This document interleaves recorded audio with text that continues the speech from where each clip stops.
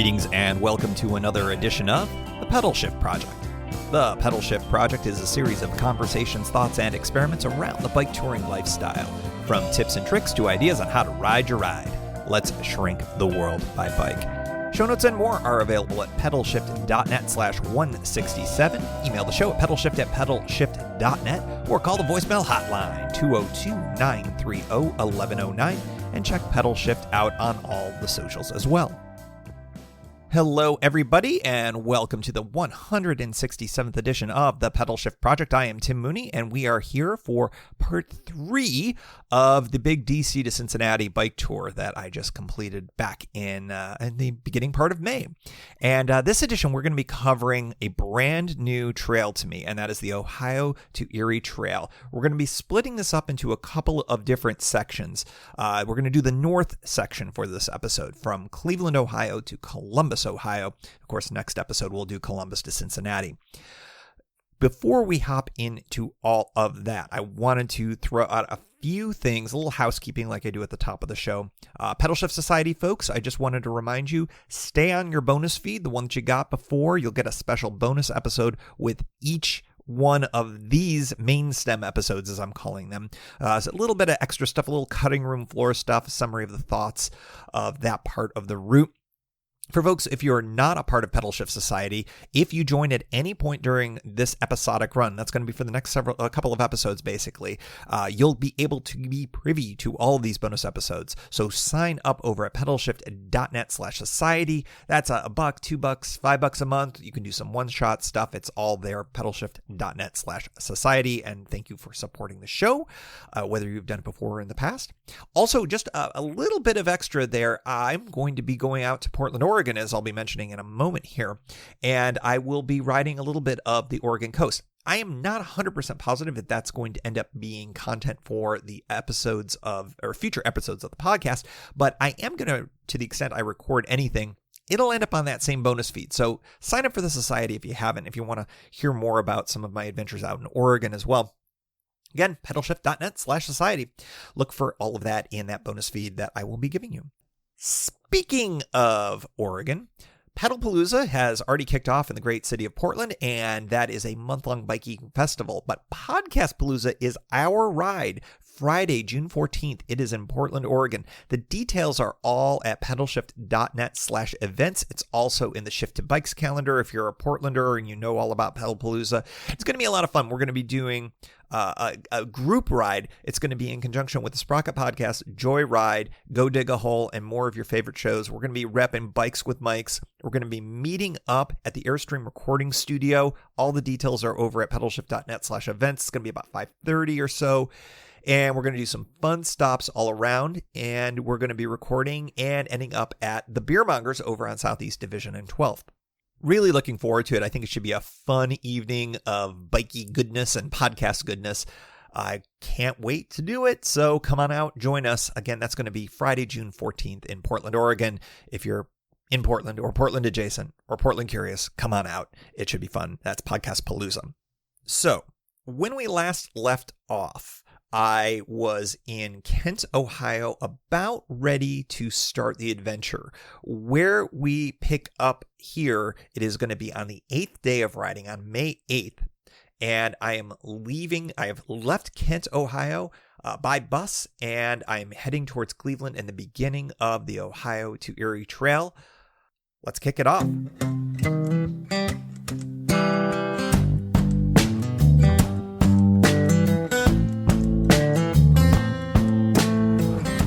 From Cleveland, Ohio, it is day 8 of this big adventure, and I have begun my first mile or so of the Ohio to Erie Trail.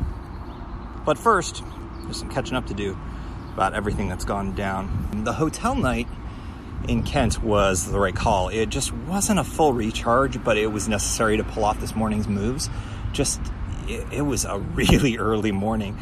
I had to do some client work at the hotel and got it all done in time. And then, like, within minutes of me finishing things up, and I think I ordered a pizza. Well, I know I ordered a pizza. It went down and did not come up again. I wasn't even able to download podcasts this morning. So I was really fortunate to be able to pull all of that off I mean, I guess I could have gone to the front desk and said, yo, your Wi-Fi is down. Seems I cannot escape trains. Trains and wind. That's what Cleveland has a lot of. Well, wind more so than anything else. The lows last night were in the upper 40s, which is a real comfort limit of what my sleeping gear is. I'm not sure if this is going to continue, but we'll see. If the temperatures right now, as I'm sitting here in Cleveland, bear any kind of an idea of what's to come, it's going to be a bunch of chilly nights as I continue down south. My route from the hotel in Kent brought me by one of the closest of my assessed wild camping spots, and it turns out it was a total swamp and absolutely unsuitable. So, lesson there, Google Earth can only tell you so much about what you're seeing, and you really need to lay eyes on things. So it's good if you're going to do like me and scope out some things ahead of time, you'll need eyes on them, and you should have more than one option ahead of you. Kent State was a really cool campus, and I really wish I had the energy to hang out there. I kind of like college towns, and I like the vibe that they often have. Not all of them, but some of them. And Kent seemed like a really cool town, and unfortunately, it just wasn't in the cards for me yesterday. I was just too cooked to be able to bike even the 20 minutes into where the campus was, and then it was even a little bit further into town. I was pretty spent yesterday. The bus stop at the student center was completely and totally unmarked, and so I was there a little bit early this morning. I got up at 4:15. I'm not sure if I said that yet, to get everything packed up and just to give myself enough time. And I had a surplus of maybe 15 minutes or so, but as I was circling around the student center area looking for a bus sign going, oh my God, what if I miss this bus? I got a little bit anxious, and then I went to Google Maps, and I was like, okay, where's the bus stop on Google Maps? And I went to that spot, and I was like, you know what? I'm just going to have to put my faith in Google here, which can be a bad idea, as we've all learned, I'm sure. But it ended up being the right spot, and I saw another rider walk up eventually, so it was like, okay, cool, I know I'm in the right spot.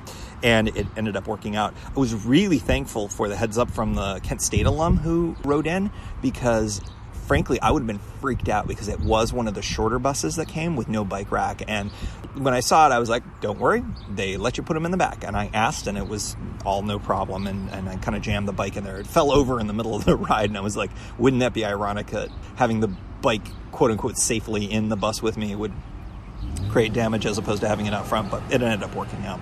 So yes, thank you for the Kent State alum who gave me the heads up on that. I would have had a minor arrhythmic heart condition. It is, as I've mentioned, incredibly cold in Cleveland. Not really, not by like Cleveland standards, not by folks who live here. I mean, there's people walking around in t-shirts and stuff, but you know, it's in the 40s, and that's really, really cold for what I was expecting. My mindset was more on summery conditions. I brought my summer weight bag, and I brought my fleece liner just in case it got a little bit cold. Well, it's turned out I've needed that every single night that I've gone camping, and I think that, as I mentioned, you know, in the upper 40s is at the comfort limit of what that bag can do. The bag alone is a 50-degree bag. And then the fleece liner gives it, I'd say, another, 5 degrees. So we're talking 45 at comfort level. Now, survivability, I'll live. But, when you're going on minimal sleep like I do on these trips, it's nice to get as much as you can. I rolled out of the city center towards the Ohio to Erie Trail mile marker 0 and discovered Cleveland Bagels. They were legit for this Empire State native who had a favorite bagel shop in law school, I kid you not, called Hot Bagels. Here's a little tip.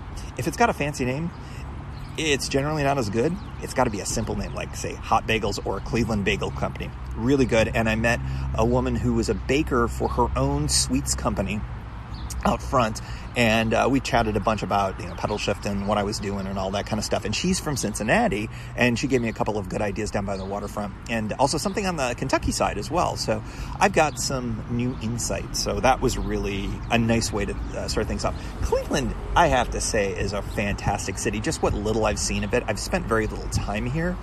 What I've seen and what I've experienced has been really great. What a great way to kick off the Ohio to Erie Trail. I've got some riding to do. I've got about 55 miles plus, and I'm going to be seeing a listener of the show, which should be fun. And I'll do an end of the day report from somewhere down that direction. Basically, after spending all that time getting up so early, getting the bus up here to Cleveland, I'm basically going to undo all of that and bike all the way further south than where I actually was. But of course, I'll be a little bit further west as well because I'm going diagonally across the state. That is all. Goodbye, Cleveland!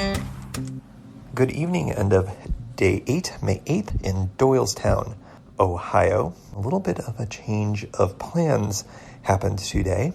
I ended up taking the invitation up of a very kind listener, a friend of the show, a Pedalshift Society member, and I'm super grateful for all of that. So Lisa Hart, thank you for putting me up tonight. I will get to the reason why it was above and beyond in one moment here, but I definitely wanted to make sure that I started off by saying thank you, because so many things were only possible because of that generosity. So thank you. Let's go back to where we left off. I was excited to see a bike station with a pump, and it managed to just deflate my tire. Oh well, hand pump to the rescue. That was in Cleveland, of course. Getting out of Cleveland was kind of so-so. It's signed at some points, but could use some more. And when I say more, I mean a sign that says something along the lines of, hey, this is a trail that goes to Cincinnati. Also, turn here because the trail's not done yet. There was one portion where I think a little bit of extra signage would have been helpful. I ended up down where the trail is going to be, not where it currently is. And that created a little bit of extra time getting out of town, which was fine because I got to see more of Cleveland. One downside to my go schedule is I'm frequently finding that I'm missing out on spending more time in cool places. I think that one thing that I'd like to do for future tours is maybe not try to cover as much ground, but maybe see some more sights. That wasn't the function of this tour. This tour was kind of like, I want to get to as many places as possible. I think future tours, maybe I might do a 3-day tour of my end of the CNO, maybe only go to Brunswick or something like that. Maybe take Bellstar and really just sniff the roses. I don't know. That's one of the things that I'm thinking, but also, be able to spend some time in a city like Cleveland or Akron or something like that, places that I sort of just zoomed through today. I stopped for a second breakfast, and the place that I was at was playing You Are the Girl by the Cars, which I have to say is an oddly deep cut for them, considering that's not even on their greatest hits album. So as a result, I was sort of like, okay, this is a sign I need to play a bunch of stuff by the Cars. So I played their greatest hits album as I went south. And then my soundtrack shifted to Nirvana's Unplugged album, because I've been thinking about them a lot lately. It's a round number anniversary of Kurt Cobain's death, and just recently read a book by Nirvana's manager. I think it was if it wasn't Nirvana, it was Kurt's manager. And it was really interesting, and I've just been on my mind, and it was nice to hear that in its entirety again. Always pick up new things when I'm bike touring and listening to music. When I entered Cuyahoga Valley National Park, the first thing I thought was how nice it was. And the second thing that was how similar the trail surface was to my memories and my recent memories of the Erie Canal Trail, especially around where I grew up. It was very compact, even if it was a little rutted in parts from, bike tires and when it was softer, but it was effortlessly fast. One of the things that I thought about today was how easy the miles came, and a very big part of that was that so much of the trail was in Cuyahoga Valley National Park. It was really, really great, and beautiful scenery. You've got the Cuyahoga River on one side, you've got the canal on the other. Just some really interesting stuff, very steampunk in some places because it goes through some very industrial areas. What a just a really interesting juxtaposition between the old and the new. It was a real highlight, and I'm told that the trail only gets better going south, and I don't know, I'm just really excited to see more of it. I think if you're in the Cleveland area and looking for a day trip, you could do a whole heck of a lot worse than going down to Akron. You can even take the train back. There's a train. I don't know if it was running today, but you can throw your bike on for $5 and then return. It's really a great ride. Highly, highly recommended even for a quick day trip. And you don't even have to look at it in terms of a bike touring thing if you're in the area and you're not quite ready for overnights or anything like that.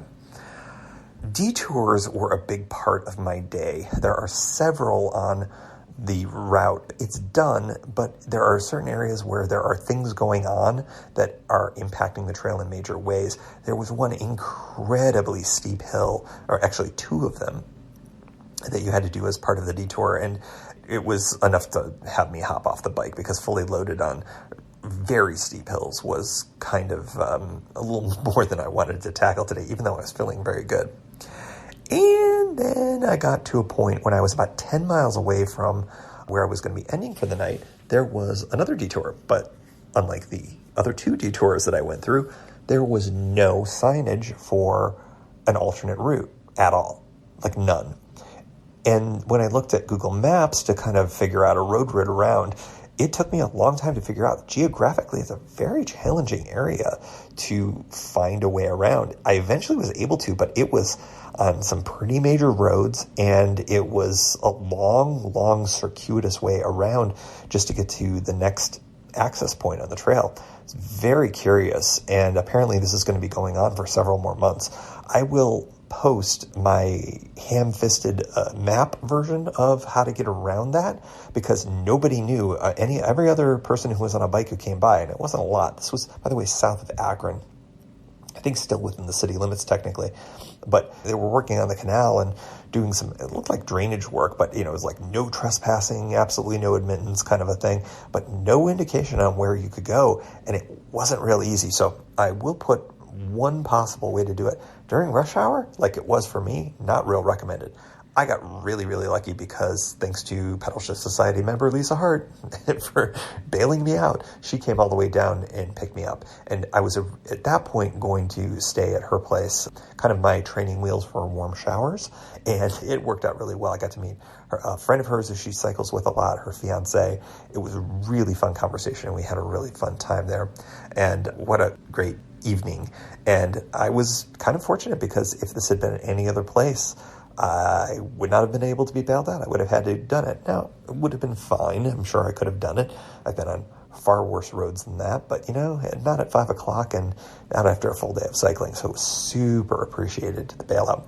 Tomorrow morning, Lisa's going to drop me off first thing in the morning on her way to work at the earliest point. So I'm going to be missing, it's hard to tell exactly how long it is, but it's closed anyways and literally cannot be accessible. So I'll still consider this a through ride of the Ohio to Erie Trail, even though this section is closed.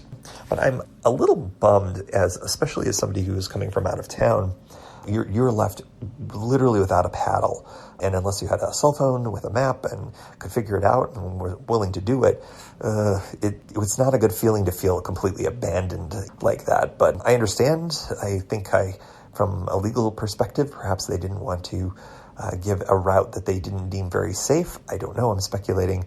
Maybe I shouldn't do that. Anyways, detour, no way of knowing where to go. And then, as I mentioned, a wonderful evening here.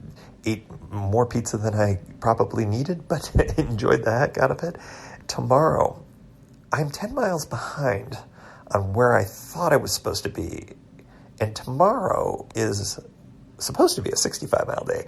Now is a 75-mile day. I think we might be calling an audible on where I'll be staying tomorrow night. Much more to come. We'll chat with you tomorrow. From Dalton, Ohio, this is, what is this? Is this May 9th? It is May 9th. Shortened travel day for me today. If you're looking at the map, only did about 30 miles of riding, and part of that was because it was a really strong headwind kind of day. A great start off to my day, of course. I had a super great breakfast that was prepared by Lisa's fiance. And then she just, it was so nice, so thoughtful to be able to take me to the Manchester trailhead, which is where the closure ends. And I can't get over the hospitality. Lisa also is a warm showers host. So if you are doing the Ohio to Erie Trail and your schedules align, I totally recommend. She's great conversation as well. Hopefully you get to have as good of a hang as I did, because it was really great. So that really helped me on a day that probably was the one that I was looking at as a potential 0 day a few days ago. It was, you remember I was saying, Thursday looks to be big storms. Well, most of them seem to have gone to the north of here, which is good. But the winds that are coming along this front are insane. And at this point, the trail goes to a road route with some not insubstantial amount of hills. And frankly, after 9 days of riding in a row, I think that I sort of have mentally hit the point where I was ready to take a break, especially because of the headwinds. Now, tomorrow the headwinds will be going away, and it's all good. So where does that leave me? Dalton, Ohio. I met up with the Michigan guys, and it was just such a great, we were here for hour and a half, nearly 2 hours, just chatting away at the local Wendy's. And it was great to catch up with them. They told me about the southern part of the trail. I told them about the northern part of the trail. It was really, really fun to run into them again, just because a year ago we ran into each other on the Katy Trail. So it was just pure happenstance that this ended up working out. So here I am, Dalton, Ohio. There's no Airbnbs, there's no hotels, but I have a tent. And so I have found a stealth camping spot that I am fairly sure is okay. It's definitely in a spot that it has some potential exposure, but I'm feeling pretty good about it. I had thought about potentially going down the road a bit, but because it's a road route, I'm just not so sure. I haven't done any scoping out to see if there were suitable spots that direction, and I kind of stumbled upon the spot where I'm at right now, did a little scoping around, and although it's way earlier than I would normally like to set up a stealth camping site, the fact that the storm is potentially blowing in, I think in the end got me to think, all right, let's take advantage of my tent's invisibility cloak, i.e. its green sheath to it, and I covered up my bike with the brown tarp, and well, we're just going to have to see how it goes. Sunset is not for several hours, and I anticipate that this will be fine. I wouldn't have chosen it if I didn't think that there was a strong chance of being okay, but there is a little bit of exposure from the cemetery side. Yes, the cemetery side. I don't know what land I'm on specifically, but it's definitely a spot where it's not a privately held piece of land. It's publicly held, although I don't think it's would be an encouraged activity what I'm doing right now. I, of course, am going to be in and out, and I'll be gone early in the morning. Preferably, I'll be starting to do a pack up right before sunrise and get on out and head on to the hilly routes down to Fredericksburg and Millersburg and some of the others as well.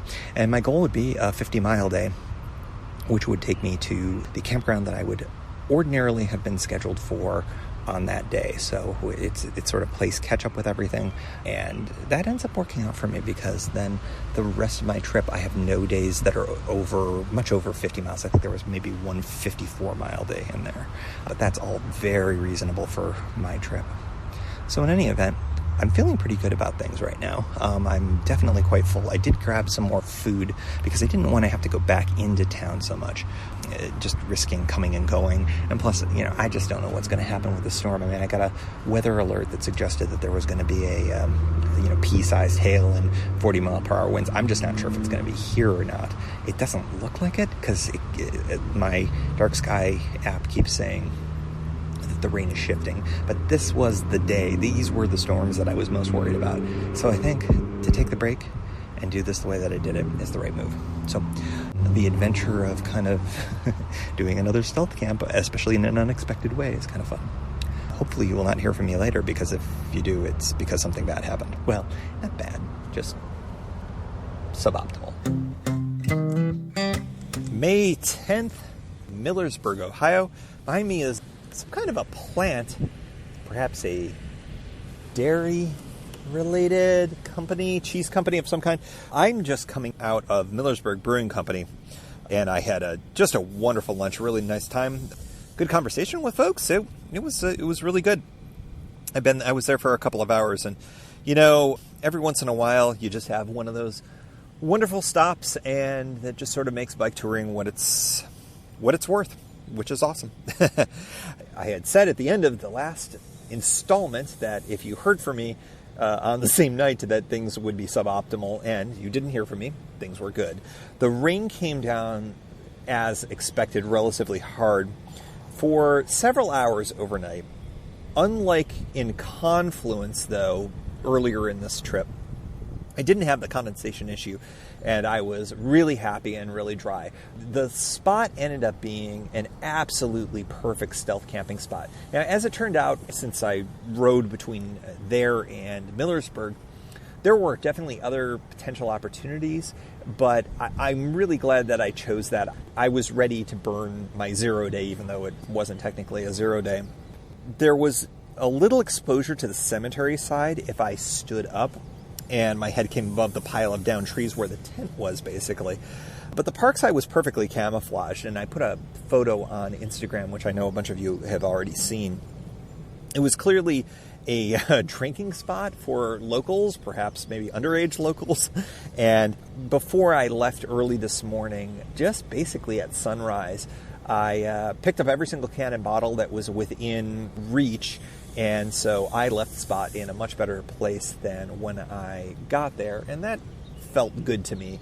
I know that when you do a stealth camp, particularly in a town, that you're doing something that the folks who are local would probably prefer you not do. So I like to kind of pay it forward a little bit. So at least I did that. And that made me feel pretty good as things were going. It took me about 40 minutes to break camp, and I think that I would have to say that I need to figure out maybe some systems or a way to break camp quicker in a stealth camping situation. The trick is I need access to most of my panniers and my 2 dry bags, at least how I'm configured for this trip. So I essentially need to totally unload. And in addition, as you all know, I have orange panniers and all sorts of things that are super visible, and it's really important that they're not visible. So they all come into the tent with me anyways. I think one of the elements when I pack things up, I do that inside of the tent, so I can't be seen anyways. So, there's give and take when it comes to all of that.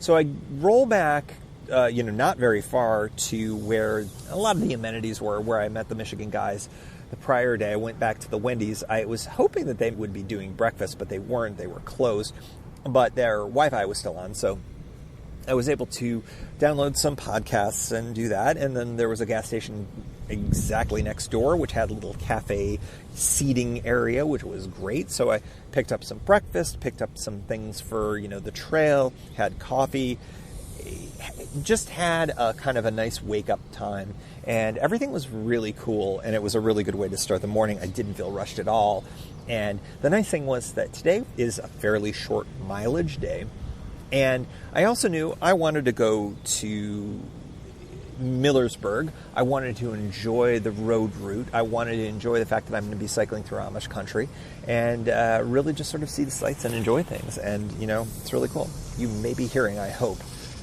the rattle of a buggy coming by right now.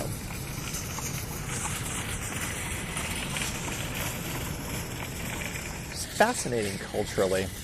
I'll try to get a picture while I record this of the buggy going by. Hopefully I'll put that into the show notes of however things end up. There are Mennonites and there are Amish around here, and I need to educate myself on the distinctions between the two different cultures, because my supposition, and I'll educate myself on this, is that folks who are Mennonites will take advantage of technology a little bit more than the Amish will.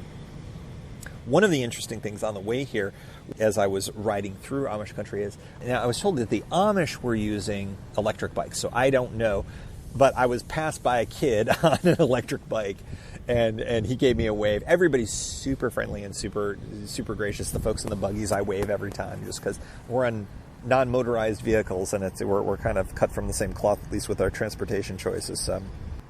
Because I am entering Amish country, and it really started around Danville, you're starting to see the signature hats, the signature beards, the signature suspenders. I'll talk more about that as I cycle through the trails around here. It's a really interesting, it's a unique setup. The trail that I'm on right now, for probably at least a little bit longer, has a dual lane setup. It's super wide. It's as wide as a vehicular road, really. And the way it's set up is that the buggies and horses, well, basically any horse-driven mechanism is set for one side, and then bicycles and pedestrians are okay on the other side. And it's great. It just fits the transportation needs of the region. It's a meticulously maintained trail. Interestingly enough, you could argue that the horse and buggy side, because it's worn down, it's super smooth, perhaps because of the buggy tires. Just a really amazing surface. I've never seen anything like this, and it's just delightful. What can I say? So today is only about 50 miles total, And it's very cool, very cloudy weather. My high for the day was at midnight. And, I went in and I went to, as I mentioned, Millersburg Brewing Company and had a wonderful lunch. I had a great chat with the bartender. I had a great chat with folks who live, I feel like they said they were further north from here, about an hour away. Really great, but I still have about a little bit less than half of the mileage to go. But the difference between when I walked in and when I walked out, the temperature keeps dropping. The low tonight's going to be in the mid-40s. So again, sort of at my comfort level for the bags and stuff that I have. But, I do have my down vest, and I'm sure I'll be fine. But it's just interesting how much cooler it was than I expected. That said, I was prepared for it. I knew that it was a possibility it could be this cool. So very happy. For those of you who are looking at my load and going, hey, why are you carrying so much stuff? Folks, it's getting down to about the mid-40s at night, and you got to have rain gear and you got to have all that as well. That's about it, basically. Millersburg Brewing Company, I cannot say good enough things. 44 stars, the highest possible rating, highest possible Pedalshift rating. Great beers. The brewmaster, I found at places that brew their own beer that usually they're good in a particular genre, and then there are other beers, they're sort of also rans. Man, I had ran the gamut from sours to a coffee stout to an IPA that was a little fruit forward. Man, all of them really excellent, and I was really, really impressed by what was available there. And then I had a huge plate of nachos with beer cheese on it, and yeah, it was really great. Really friendly folks, and I highly recommend. This was a recommended stop by a number of folks who had done the trail. Recommended. You got to go push up a hill a little bit to get there into the downtown area, but well worth it if you're doing the trail. So Millersburg Brewing Company. We're starting to really kind of Ohio the hell out of this. So, interestingly enough, I wanted to mention one more thing. The Ohio to Erie Trail maps. I am still literally on map 1 of, I think there's 4 of them. They really stretch out map 1 for a very long piece of the state. And then finally I'll be going into map 2 soon, but I'll be like burning through map 2, 3, and 4 over the course of a short number of days. It's just very funny that it's a lot of data in that first map, and then I'll blow through the rest of them as we go along here. I'm going through a town called Kilbuck. I'll get some groceries there because it's the last grocery opportunity. So I'll stop there and I'll get some stuff, and I might even be cooking on my stove tonight. Who the heck knows? I've used it very little. I think I've made like 2 cups of coffee, but I haven't done anything, I think, since maybe the C&O. So, tonight's the night where I might be actually cooking in camp. So one last thing, I think I've mentioned this. There's been a lot of folks who've been asking, how does this trail compare? I feel like I'm still learning as I've been going here, but right now my early take is that it compares very favorably to the Erie Canal Trail just because of the nature of it crossing a state, lots of history, and then lots of different surfaces, including road detours. That's sort of my initial take so far. It'll be interesting as I go through Columbus and then as I approach Cincinnati. I mean, it sounds like there's only amazing stuff to come. Although I'm missing my folks at home. You're sort of in the last few days of a tour that's been going on for 10 days, and you're like, geez, I feel like I'm just getting warmed up. That's how it happens. It's the end of the day here on May 10th, the 10th day of riding, and I am in Bridge of Dreams, which actually it's probably not the name of the town. Gann, I believe, is the town, or Kilbuck. No, I'm away from Kilbuck. We'll call it Gann, Ohio, at Bridge of Dreams. New county, this is Knox County, and it's a perfectly lovely little spot. I'll talk about that in a little bit. Backtrack a little bit.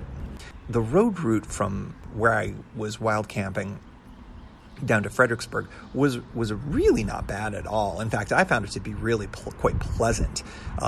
Mostly rolling hills. Maybe there was like one steep one here or there, but for the most part, it was quite good. It was very well signed. Google Maps wanted you to kind of deviate from the signage, and I found myself doing that based just on the looks of what was ahead. And I don't think that you can go wrong doing that, but perhaps the folks who are in the area are more used to folks staying on the Ohio to Erie Trail marked signage routes. Don't know what to say about that, but I thought the signage was quite good in that area. I want to contrast that road route, though, with a road route that I had later after Killbuck. And it kind of got me by surprise because I wasn't really looking ahead on the maps. I was like, oh, I've got a road route. Oh, it's 8 miles long. Oh, okay, well, no big deal.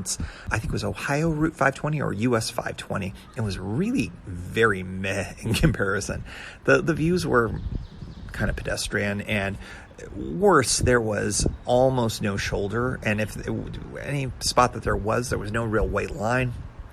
It was more trafficy than the other road route, but it could be that was a time of day thing. But this seemed like an actual thoroughfare rather than kind of backcountry, farm roads. So I know that that's probably a road that is of necessity to connect the trails together, but I wouldn't be surprised if I look back on this entire trip and identify that as my least favorite part of the entire route. But it was fine. I mean, it just wasn't all that great. The headwinds returned, and that really didn't make things that much better. Really very windy both before and after the storm. The one thing that's very different, though, is that it's quite cold. And I heard from the Michigan guys, they made it up to Cleveland and said it was bone chilling up there. Here, we never got out of the, I think it's been getting steadily colder as the forecast had suggested. I haven't looked at the temperature right now, but I have no doubt that it's in the 50s and it's looking to go into perhaps as low as the mid 40s tonight. So I'm planning on not only being in both sleeping bags completely, but bundling up in there as well and wearing my down vest. So I think between all the things, and I also have a hat as well, which I'll of course wear. So I'm sure I'll stay plenty warm when all is said and done. The tent was very wet coming out of the bag, which I expected because it was a pretty wet morning. But it seems to be drying pretty well right now. It would be nice if it was completely 100% dry on the outside when everything was all done. One of the things that was really interesting about today is these trails have been fully paved. There's been, I think there was maybe one small section where it was the crushed limestone surface, but it was only on actually one side of it. Very, very good asphalt for all of these trails. So it's been a very fast day when I've been riding, except for the whole headwind thing. But quite good. The feature of the trail that I'm on right now, which is the Holmes Trail, which I found very interesting. So getting off of that Route 520, finally getting on the trail, it was this long, probably 3 to 4 miles of uphill. Not terrible, but definitely, you had to kind of pedal into it. That's my tarp that's drying out, if you can hear it. But not unlike the gap coming out of Cumberland. It was just a long uphill. And of course, what comes up must come down. And on the other side of this gigantic hill, I had a nice big, maybe 2 miles. I don't think it was quite as long, a descent, which was really nice because my legs were tired at that point. So it was good. I've really enjoyed that part. The one thing that I find interesting about this Ohio to Erie Trail is that it's not all flat. On the Katy Trail, it's pretty much all flat. There's a little bit of hillage here and there. Hillage, is that a word? So it's nice to have the varied terrain. I really, really enjoy that element. A nice change of pace. So I called ahead when I was in Killbuck. I'm jumping all around on the towns here for you, unfortunately. So if you're following on a map, you're like, wait, what? I called ahead and left a message regarding my camping spot here at Bridge of Dreams. I left a message. I hopefully that'll end up working out, but I know on the website it says that it was possible. And I left a message with the person from Knox County. I didn't hear back from that person, so obviously I assume everything's cool. It's very no nonsense. It's a big patch of grass. There's actually one of those bike racks, picnic shelter, and a porta potty. So no nonsense. No water, unfortunately. I've got plenty to get me through the night, but I like to have water in the morning as well. I'll probably have some depending on how much I drink through the night. But the good news is that there's a town that's not very far from here, and I believe there's plenty of opportunities in that town to water up or do something to help myself out, because I'll definitely need some water tomorrow. Tomorrow it's back to the suburbs and then into the city, because I'm going to Columbus tomorrow. About 60-ish miles tomorrow. I can't remember exactly what it is, but it's in that range, kind of that typical wheelhouse of a day. Today ended up being 50 and was very comfortable and really, really good. It was a fun day, if gray and a little bit cold. I think tomorrow is a bit more of the same, but we'll just see how it goes. I'm looking forward to eating dinner and then bundling up and then maybe going to sleep early. It's typical bike touring kind of day. Good morning. Day 11, May 11th. 2019 here in, where am I at? I'm in Mount Vernon, Ohio, and it's been a really nice morning so far. It's been very chilly. I fell asleep last night well before sunset and woke up a few times, once to the sound of a buggy rolling by, and that was terrifying because it was probably about 6 feet away from my head when all was said and done. And I kept thinking, if they lost control of that horse, I'm not in a good place. Let's just put it that way. But it was kind of interesting. It happened a few times, including one very late night one, which was interesting. Woke up again at about 3:30 in the morning, and that's when the cold was really setting in. I was wearing multiple layers, including, my vest, my wool sweater, a little of everything. And it was fine. It's just, that usual thing where it's like if there's a little crack in your sleeping bag armor, it does seep in there. But it was great. I was able to sleep on and off again, basically until about 7 a.m., which is sleeping in for me. And I felt really refreshed. Took about an hour to pack everything up real well. Much better look than yesterday, since it wasn't such a rushed pack job. And I feel really refreshed and good. The trails have been super fast. They're all paved here, which has been really great. A little bit of a downhill grade in parts. I really made some great time going through. I've been using the word great a lot, so that's great. I aired up my tires and took off a couple of reflectors that were on my pedals. The ones that, they're on kind of the narrow forward and backward sides of most flat pedals. They've been creaking away a lot, and I noticed that both of these reflectors had lost their nuts over time, and I think that's part of it. I'm also noticing a few creaks from my chain, so I'm probably going to lube that up before I get really going again here. Aired up the tires as well. Did that in the town where Kenyon College is, which is Gambier, Ohio. And I didn't realize it until I was leaving town, but then saw a few Kenyon references, and I was like, wow, there's a lot of Kenyon shirts around here. And then I realized, it's where Kenyon is. That's where a couple of my friends went. So I shot them a quick shout there. Beautiful little town. Ran into Tom, who reached out, was it yesterday? Maybe it was the day before, actually. He does marketing for the Ohio to Erie Trail. And he said he was leading a ride in the opposite direction from Mount Vernon, that we might be able to meet up and get a picture. I guess they'll put it up on the Ohio to Erie Trail website. It was really cool to chat about them, chat about the trail, and chat about what was to come.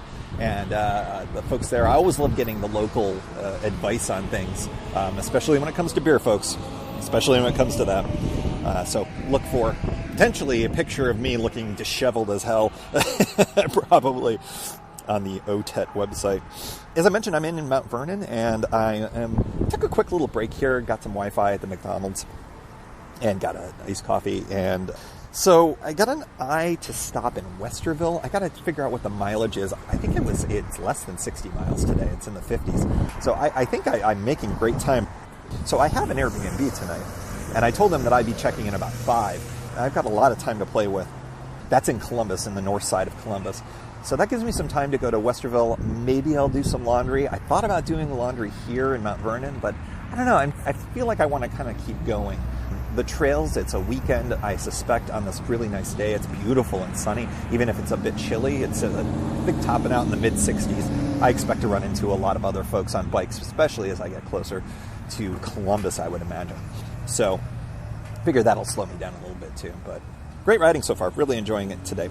Looking forward to getting into Columbus, one of the sea cities, as they call it. So I think that'll be a lot of fun. And then having an early morning ride through the city of Columbus, which for a lot of folks, they've mentioned that being a challenging thing. So I'll probably talk more about how that was for me. It is the end of the 11th day of riding, and I am in Columbus, Ohio, kind of in the very, very northern part of it. And I am here to give you the final setup for day 11. The rest of the day of riding from when we last let off in the Mount Vernon area, it went super fast. It was a really interesting series of trails, like a ton of them. I lost track. I think it was 4 or 5 different trails that were a part of the OTET. By the way, if you hear me saying OTET, that's the acronym for Ohio to Erie Trail. So I don't think I've ever said that, and it may be perfectly obvious, but the Ohio to Erie Trail is a series of road connections, minimal, and tons of pre-existing trails. And today, like I said, I think it was like four, five, six of them. One of my favorite ones was the Heart of Ohio Trail, which is one that tends to get a lot of love. But for me, it's the acronym. It's HOOT, Heart of Ohio Trail. Love that. I don't know why I love that. There was also a really nice, I think it was about a 10-mile road route today. And normally I think that in large trail networks like this, the road routes are kind of looked down upon a little bit. I feel like folks kind of try to explain away. It's like, oh, well, we're mostly trails, but yeah, there's a couple of road routes. Sometimes the road routes are really kind of nice, and I appreciate them going through some interesting areas. This was really farmy and interesting, just visually pretty stunning. I really liked it. The road was really nice. The vehicular traffic was minimal, and when it was there, they were extra respectful because they must be very used to a whole bunch of jerks like me on a bike. So that was really cool. I for whatever reason, I felt like I wanted to do some juxtaposition on the music selection, because I was getting tired of all the podcasting people yakking at me, because, like, you know how it is with podcasters yakking at you. So I decided to play some hip-hop music from the 90s, and it was so cool. It was just a really interesting juxtaposition, a little Jay-Z, a little Tribe. It was kind of fun. I really enjoyed that on the road route. Somehow it worked. Westerville, there is a campsite on the far side of Westerville, I think east of it, that I was originally going to be at, and I think I mentioned this. It was, sorry for the wind if it's getting in here, headwind, because of course, but I'm walking, so it's all right. The campground would have cost me $30, and I would have been with a bunch of RVs and all that other kind of stuff. I have no problem with that. The thing is that I just got this great Airbnb here on the north side of Columbus. Really nice setup. There's 3 different rooms for rent upstairs. All 3 of them are occupied tonight, me being one of them. Totally nice, and it was only $7 more when all was said and done. Really nice host too. So when you're out there, consider what your value proposition is. For me, I tend to like to hang out at Airbnbs periodically. Of course, you've also got your warm showers, and you've got things like that. So put that all in the hopper and consider it when you're doing these types of things. When all was said and done, I'm more en route right now. I'm closer to the trail, and it's all good. I'm really, really pleased that I was able to find all of this.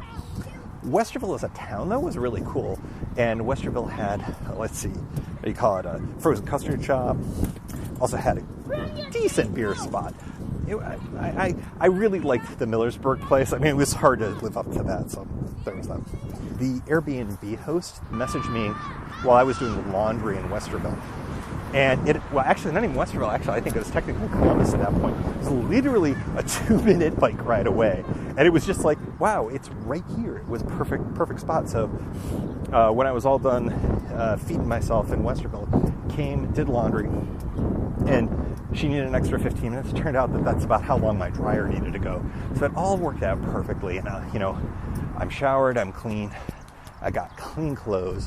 When you're on a multi-day tour, man, there's nothing better than having all of that set. Added bonus, I get to sleep in a bed tonight, even though I like camping. And I went into this, as you all know, saying, hey, if I'm not camping every night, something went wrong. No. Sometimes you call audibles, and like I said, value proposition. It was much better to do it this way. Wi-Fi, you get to plug in, all the other amenities that you get on that. Speaking of Wi-Fi, I'm playing catch up on social media tonight. I feel like I'm behind, particularly on Facebook, so I'm going to try to play catch up, because a lot of folks are asking questions in social, and it's just real hard to kind of be on top of all of that. So I'm going to give that a shot tonight. Tomorrow, I may have a chance to ride with another listener, which should be kind of fun. Now, I don't know. It's like 2 bullets trying to hit each other, but it ended up happening earlier today. I have had good luck running into people coming in the opposite direction. We had the Michigan guys, we had Tom today, and hopefully we got a listener tomorrow potentially. So we're going to see how that all works. It's been a fun trip so far, but you know what's sad? I'm seeing the light at the end of the tunnel. Cincinnati is no longer just a kind of, well, I hope I make it there. I mean, pretty clear I'm going to make it at this point. So it's just a question of how and when and where I'm going to be stopping the next couple of days. So we'll see how that all goes. Thank you for coming along for the ride. That's the end of day 11. Can you believe it's been 11 days? That's bananas. Statistics. Bike miles biked 153. Bus miles 39. Detour portaged miles 1. Thank you, Lisa. Flats 0. Mechanicals 0. Camping nights 2. Stealth nights 1 of those 2. Roofed nights 2. Number of everything bagels eaten that I thought would be just okay but were actually outstanding 2. Mile marker 44 is Easter egged 1. Sea cities 2. Pizza toppings 2. Pineapple and jalapenos, y'all. It's the way to go. Beers, yes. And as always, we like to close out the show with a special shout out to the Pedalshift Society. Because of support from listeners like you, Pedalshift is a weekly bicycle touring podcast with a global community, expanding into live shows, bonus podcasts, and tour journals. If you like what you hear, you can support the show for $5, $2, or even $1 a month. There's one-shot and annual options if you're not into the small monthly thing. Check it all out, pedalshift.net/society. On to the society. Kimberly Wilson, Caleb Jenkinson, Cameron Lane, Andrew McGregor, Michael Hart, Keith Nagel, Brock Dittis, Thomas Skadow, Marco Lowe, Terrence Manson, Harry Telgadas, Chris Barron, Mark Van Ram, Brad Hipwell, Stuart Bucket, Todd Stutz, Mr. T, Roxy Arning, Nathan Poulton, Stephen Dickerson, Vince LaGreco, Paul Culbertson, Scott Culbertson, Cody Florchinger, Tom Beninati, Greg Braithwaite, Sandy Pizzio, Richard Patch, Jeff Muster, Seth Pollock, Dave Roll, Joseph Quinn, Susan Brewster, Drew Porter, Byron Patterson, Joachim Robert, Ray Jackson, Jeff Fry, Kenny Mikey, Lisa Hart, John Denkler, Steve Henkel, Miguel Quinones, Alejandro Aviles Reyes, Keith Spangler, Greg Towner, Dan Gebhardt, Jody Zeranin, Lucas Barwick, Michael Baker, Brian Bechtal, Reinhard Biggle, Greg Middlemas, Connie Moore, William Gothman, Brian Benton, Joan Churchill, Mike Bender, Rick Weinberg, Billy Crafton, and Gary Matushak. And thanks to all past and anonymous members for helping to make this show happen. Thank you for joining. You can find Pedalshift at pedalshift.net for more great bicycle touring content. You can hear the Pedalshift project through Apple Podcasts or your favorite podcast app. Opening music courtesy of Jason Kent off his self-titled album. The track is called America. Check out his band Sunfield's latest release, Mono Mono, wherever cool music is available.